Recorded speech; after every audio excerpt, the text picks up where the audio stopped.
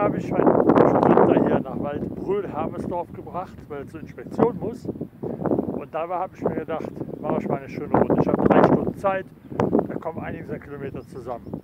Und da hinten, unten im Dorf, liegt Waldbröl-Hermesdorf, da ist der Händler, die Werkstatt. Und ich habe gedacht, ach, da oben gehe ich mal hoch.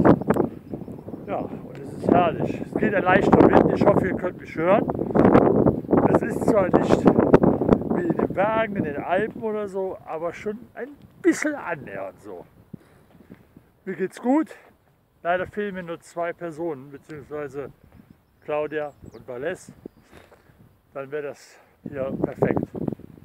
Ich werde jetzt noch ein bisschen weiterlaufen und wünsche euch ein wunderschönes Wochenende, ihr Lieben. Macht's gut, bewegt euch, bewegt etwas und denkt dran, wir leben nur einmal. Tschüss! Und meine Nase läuft.